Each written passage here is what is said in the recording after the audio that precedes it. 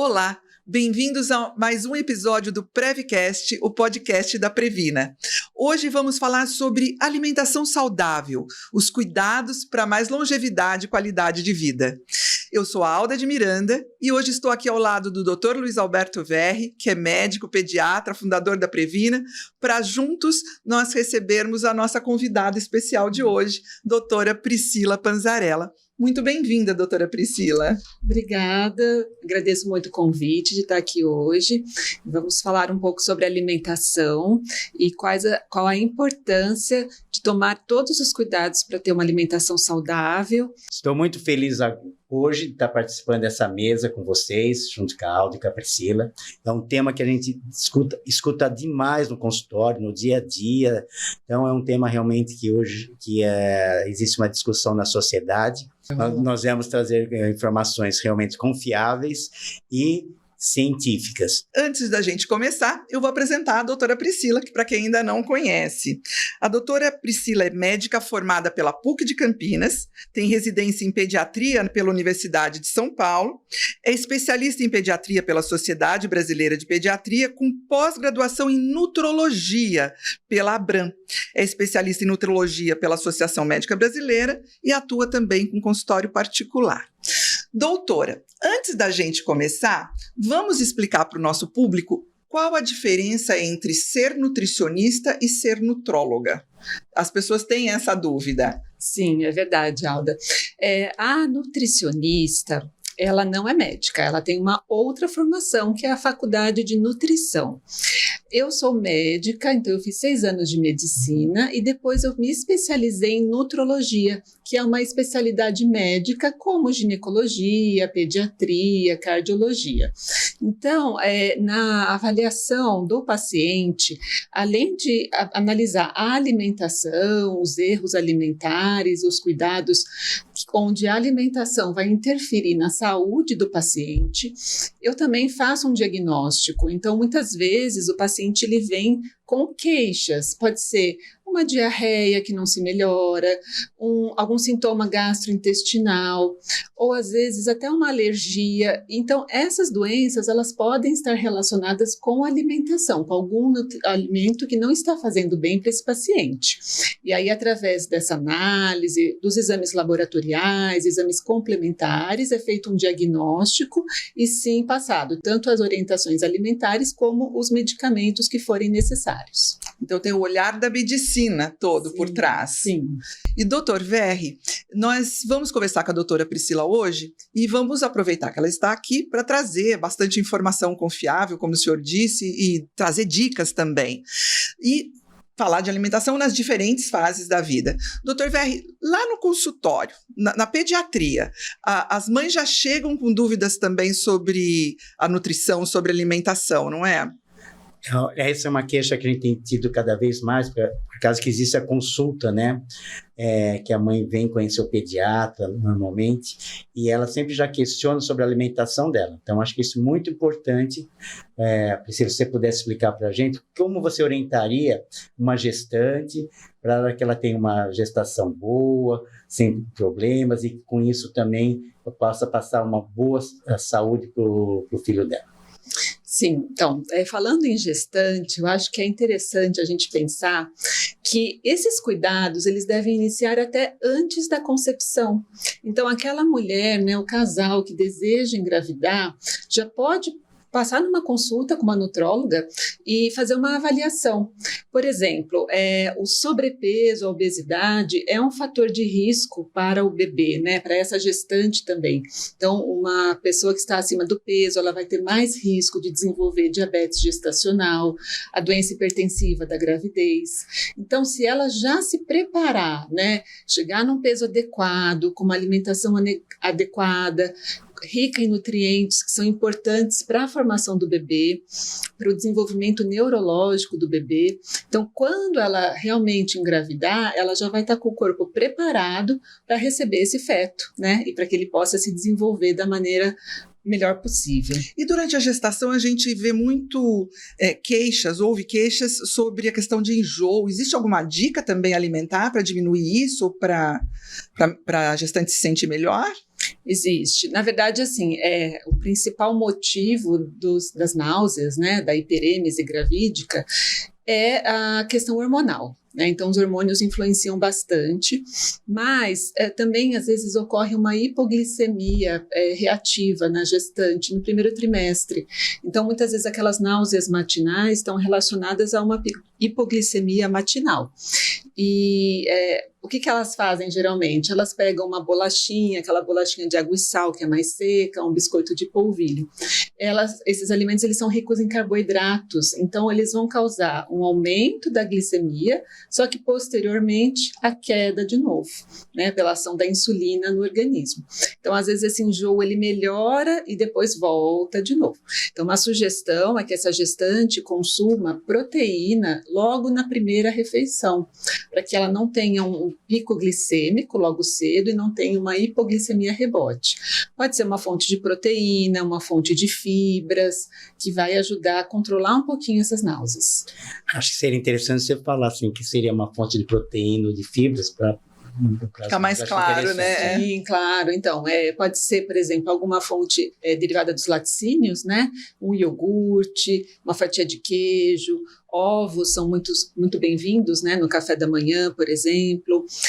Às vezes, a gestante ela prefere uma coisa mais seca, então ela pode comer castanhas ou uma granola rica em oleaginosas, que tem bastante fibras. E até as frutas, né? As frutas, elas são até refrescantes, né? Nesse momento, mas acompanhar a fruta com mais alguma fonte, por exemplo, uma fruta com iogurte, uma fruta com queijo, para que não tenha esse pico glicêmico que eu comentei. Olha que dica bacana. Acho interessante a gente comentar aqui, pelo menos dentro da imunização, né? A gente sempre fala muito sobre imunizar a mãe, a gestante, principalmente a partir da 20ª semana, que é importante ela tomar as vacinas do tríplice celular adulto, que é teto, difteria e coqueluche, principalmente por causa da coqueluche, da hepatite B e do influenza, e Covid também. Então, a gente sabe que via placenta a gente vai passando anticorpos que vai passar proteção para o RM. O que seria interessante você falar assim, para as mães, o que poderia ser feito na alimentação dela para poder passar também nutrientes para o recém-nascido, para o feto. Sim, então nessa questão imunológica, a gente tem a formação dos anticorpos, né, após a vacinação, e para que a mãe possa ter uma boa resposta vacinal, ela tem que consumir bastante proteínas também. Tá? A proteína ajuda na resposta vacinal? Sim, os aminoácidos, eles são importantes para a formação dessas células, porque existe uma série de reações que podem ajudar na formação das células da imunidade, mas não só os aminoácidos. Então, muitas enzimas que são formadas nesse processo precisam dos minerais, como o zinco, o ferro, também as vitaminas, vitamina C, vitamina B12. Então, quanto mais colorida a alimentação da gestante, né? Então, quando ela realmente tiver um prato ali com bastante cores de vegetais, frutas, as proteínas de origem animal, proteínas de origem vegetal, ela vai ter realmente todo o aporte nutricional para que tenha um bebê com bom desenvolvimento. Na verdade, então, a alimentação contribui também para a imunidade natural da pessoa. Isso para qualquer pessoa, né? Sendo gestante ou não, quando a gente tem uma alimentação muito diversificada, né? Rica nesses nutrientes, na gestante também lembrar do ômega 3, né? Que é uma fonte importante para o desenvolvimento neurológico do bebê. Mas assim, quando a gente tem essa alimentação muito rica, dificilmente a gente fica doente, né? Isso, as nossas avós já diziam isso, né? E é verdade, porque esses nutrientes eles vão ajudar muito na formação das células imunológicas. E caminhando aí pelas fases da vida, a gente passou pela gestação, algum mito ou alguma informação nova também para as nutrizes, para as mães que estão amamentando? A gente tem alguma dica para elas também, doutora?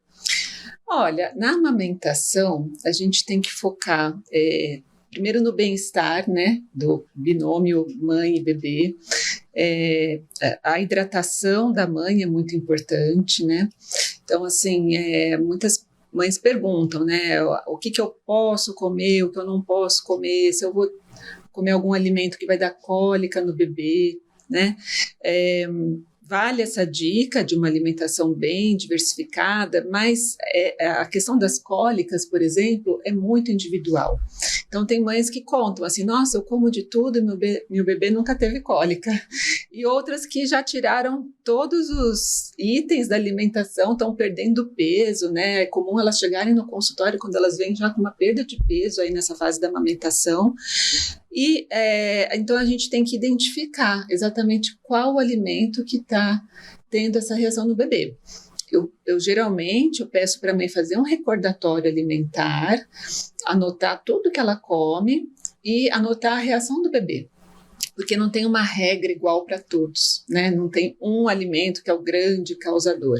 Em geral, a gente pede para retirar a cafeína, né? Os alimentos mais estimulantes, o cacau, alguns alimentos também de difícil digestão, né? As comidas muito gordurosas, os grãos, mas não tem como a gente dar uma dica geral, é muito individual. Nesse ponto, a ser interessante você comentar o que você faria em relação ao leite, né, de vaca. Normalmente, uma das primeiras coisas que as mães tiram é tirar o leite e derivados. O que você acha dessa conduta? Olha, se a mãe, né, não tem um histórico de outro bebê com alergia à proteína do leite ou histórico familiar de alergia à proteína do leite, eu não recomendo retirar logo no início, porque o leite ele tem os seus nutrientes importantes, como a proteína e o cálcio, por exemplo, tá? Agora, se ela está ingerindo leite e está observando uma reação no bebê, a gente pode fazer uma substituição, tá? Mas aí também individual. E você acaba indicando leite, outro tipo de leite para a mãe tomar ou não para substituir, que eu percebo que existe uma falha na alimentação da mãe nessa hora. Caso seja necessário excluir o leite de vaca, então existem as opções do leite vegetal. Então, leite de amêndoas, o leite de aveia, o leite de soja. Eles não têm a mesma composição do leite de vaca, mas com uma orientação adequada, então a gente vai procurar nas outras refeições adequar os nutrientes para que o aporte ao longo do dia seja adequado. E agora a gente vai entrar, eu acho que num tema que poderia se alongar muito, que é a introdução alimentar, né, doutor VR, que no consultório é o grande desafio, uma das grandes questões, né? Quando, o que fazer, como, não é isso? A introdução alimentar, realmente, desde a primeira consulta, a mãe já vem questionando quando vamos introduzir, qual o melhor mês. A minha mãe fala isso, a minha sogra fala aquilo, então existe muita opiniões sobre isso. Então, acho que isso é interessante falar, ver o que você acha da introdução alimentar, depois posso até ajudar a falar alguma coisa também, minha opinião particular dentro do como médico, pediatra. Sim, a gente tem até os 6 meses de idade o aleitamento materno exclusivo, né? Então isso o pediatra vai orientar e acompanhar todas as dificuldades que a mãe tiver nessa fase. A partir dos 6 meses já se inicia a introdução alimentar, e aí existem alguns métodos, né? Existe o método tradicional, onde ela vai introduzir o alimento de forma progressiva, né? Então começa com a frutinha, depois a papinha, então a frutinha amassadinha, os legumes amassadinhos, depois você vai aumentando a consistência, o número de refeições, né? Até que essa criança chegue com 1 ano de idade, comendo praticamente a alimentação da casa. Então ela vai desenvolvendo as habilidades de mastigação, vai acostumando com a textura dos alimentos, com os sabores, né? É normal que o bebê rejeite os alimentos no início, porque estava acostumado somente com leite, então mudou muita novidade, né, para ele. Então ele tem uma fase de adaptação. Existe o BLW, que é o Baby Led Weaning, que é outro método, onde já são introduzidos alimentos de forma mais sólida, ou em forma de tirinhas, né? Então, pedacinhos, onde o bebê, por curiosidade mesmo, ele vai pegando, vai levando à boca, vai experimentando.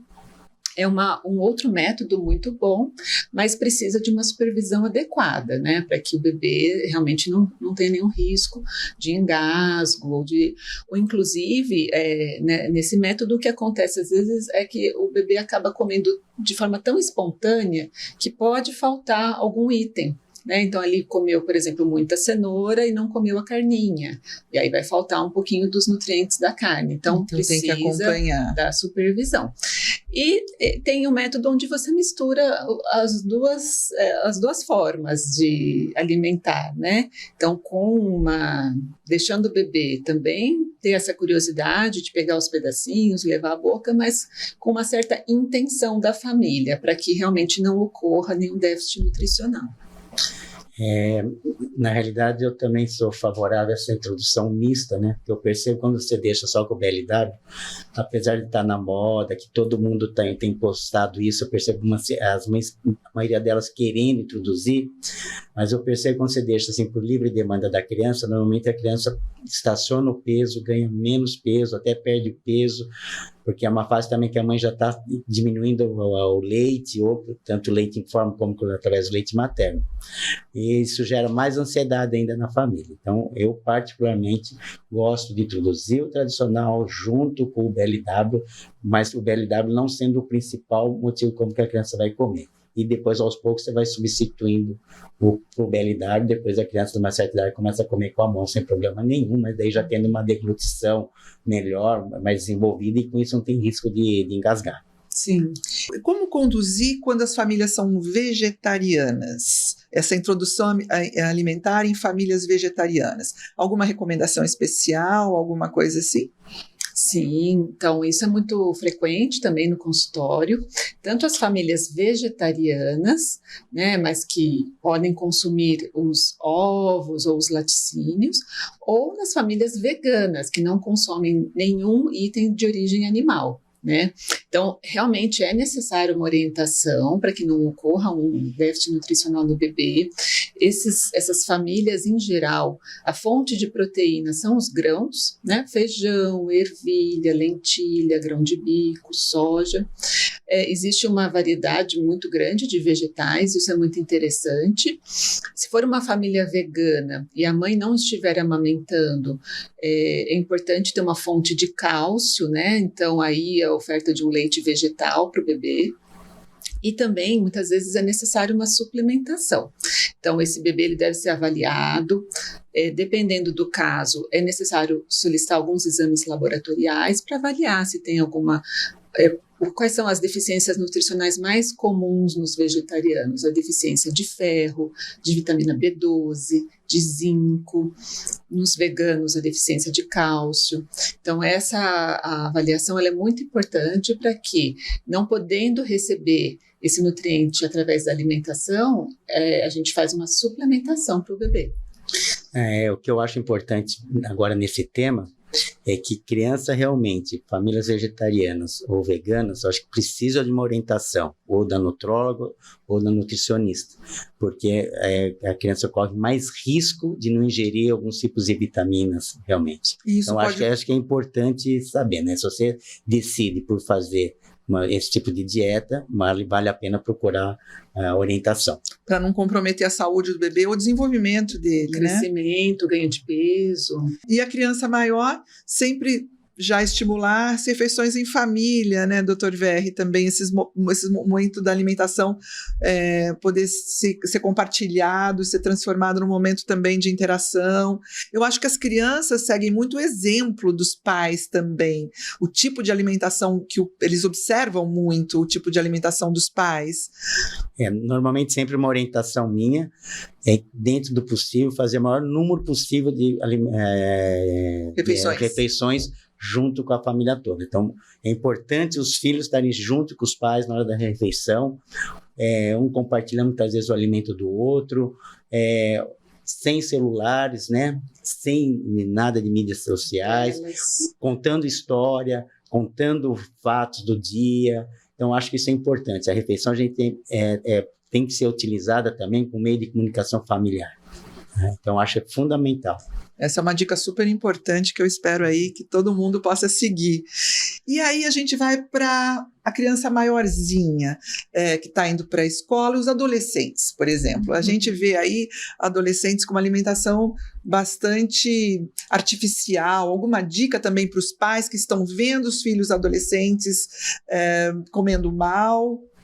Sim, então isso vai partir lá da primeira infância, onde o Dr. Verri comentou da importância das refeições em família, né? Então, se os pais já estão dando o exemplo para a criança, essa criança ela vai virar um adolescente que já está acostumado a comer coisas saudáveis, né? Então, naturalmente, as suas escolhas já são melhores. Quando não existe essa conexão da família, aquela criança ela faz as refeições sozinha, ou quando vai para a escola, come o lanche da cantina, né? Então, os pais liberam ali o cartão, o dinheiro para comprar o lanche. Então, não existe um direcionamento. E aí a criança vai querer o quê? Os alimentos super palatáveis, né? Aqueles muito saborosos, alimentos ricos em açúcar, cheios de farinha, de gordura, de aditivos, né? Para dar sabor, às vezes aditivos artificiais. A gente tem nos alimentos industrializados a gordura vegetal hidrogenada, que é um grande vilão da alimentação, né? Ela realmente é muito inflamatória.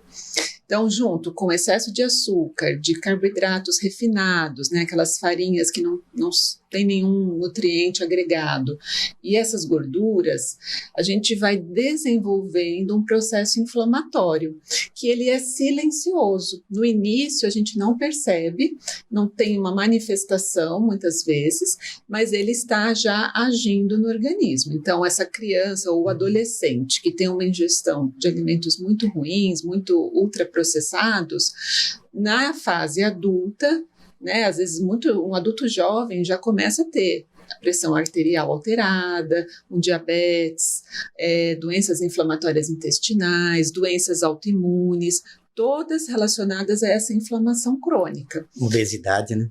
E a obesidade, exatamente. Então, assim, o que a gente está vendo hoje em dia é um grande aumento da obesidade infantil e na adolescência. E na adolescência é um pouquinho mais difícil de cuidar, por quê? Porque o adolescente ele já tem a sua autonomia para se alimentar, às vezes para comprar o alimento, né? Então, qual é a dica? A gente pode ajudar o adolescente orientando, por exemplo, saídas, né? Então, eu vou para o shopping com os amigos, eu vou para uma festa, como que eu posso fazer? Uma dica é comer alguma coisa em casa, então já fazer um lanchinho saudável, com frutas, um cereal integral, uma fatia de queijo ou uma vitamina de leite com fruta, quer dizer, faz um lanche saudável em casa e quando sair, não vai estar com fome, né? Então vai experimentar alguma coisinha, vai pegar um pedacinho, mas não vai estar com aquela fome. Em relação à cantina, também os pais devem direcionar, né? Uma sugestão é, por exemplo, come na cantina uma vez por semana. Nos outros dias, leva um lanchinho saudável de casa. E a prática de esportes, né? Porque isso vai ajudar muito no controle do peso e na saúde do adolescente. O senhor é um grande defensor da prática esportiva, né? Na realidade, é o que eu sempre defendo, né? Que tem uma boa alimentação, um bom sono e prática esportiva. Então, acho que essas três coisas fazem a criança tornar-se um adolescente, um bom adolescente, crescer adequadamente, ficar bonito, né? E bem jovem, realmente. Que bom. E vamos agora para a fase adulta, sobretudo quando a gente fala na melhor idade. Existem alguns mitos também, então a gente percebe que a pessoa que está mais velha vai falar, na hora de jantar eu vou só tomar um chazinho. É assim mesmo que tem que conduzir? Alguma dica também para as pessoas que já estão com uma idade um pouco mais avançada, doutora? Sim, várias dicas. Então vamos lá. A gente tem assim, né? O idoso, muitas vezes ele vem com hábitos de uma vida, né? Então é difícil trocar o hábito que ele já adquiriu.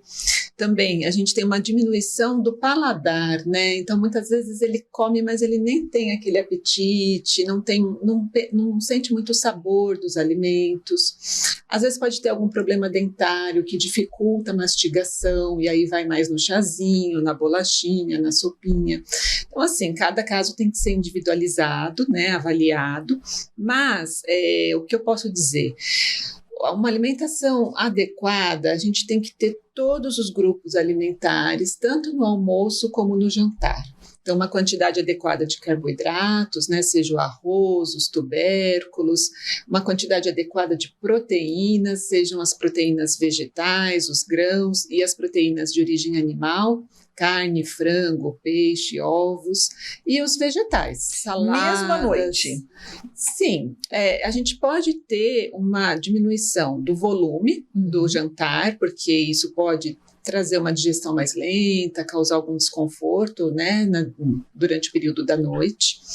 Então, a gente pode reduzir a quantidade e também reduzir aqueles alimentos que têm uma digestão mais lenta. Então, algumas pessoas, por exemplo, com os grãos, têm uma dificuldade de digestão. E aí, não esquecer de colocar pelo menos uma proteína leve, seja um filé de frango, um filé de peixe, um omelete, uma coisa leve, mas que realmente vai nutrir muito mais e vai proporcionar para esse idoso uma manutenção, por exemplo, da massa muscular. Porque a gente naturalmente perde massa muscular ao longo da vida após os 40 anos, né? Então, por isso a prática de esportes, mais uma vez, é importante, um consumo adequado da proteína. Então, se a gente não tomar esses cuidados, a tendência é ter um idoso com muita perda de massa muscular, o que a gente chama de sarcopenia, e aí maior risco de quedas, fraturas, né, de desenvolver complicações nessa fase. A alimentação tem uma influência imensa na qualidade de vida. Desde o dia do nascimento, né? Pois é, desde a gestação. Exatamente. Maravilha.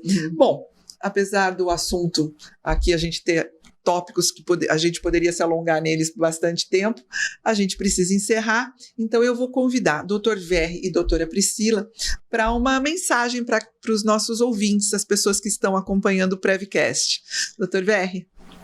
Muito obrigado, Priscila, você veio aqui, você trouxe várias informações assim, muito importantes para nós e para o nosso público. Lembrar sempre que a alimentação junto com a atividade física são duas coisas que todo mundo tem que levar isso como objetivo de vida. Então, por isso que é muito importante suas orientações. Muito obrigado. Quer deixar uma mensagem para os nossos ouvintes também?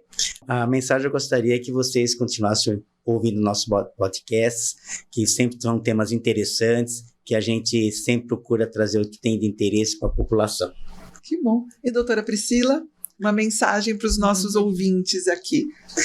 Olha, eu vou citar uma frase de Martin Luther King, onde ele diz que hoje é sempre o dia certo de fazer a coisa certa da maneira certa e amanhã pode ser tarde. Então, o que a gente falou aqui, a gente falou praticamente de prevenção, seja através da alimentação, da imunização e para que a gente tenha uma qualidade de vida ao longo de toda a vida, inclusive na velhice, né? Então, a dica é começar hoje. Todos esses cuidados, não deixe para amanhã, porque os benefícios que a gente colhe no futuro valem a pena. Muito obrigada, adorei. Eu que queria agradecer também a presença. Espero tê-la aqui outras vezes. Obrigada. Muito obrigada, pessoal, e esperamos vocês no próximo Prevcast.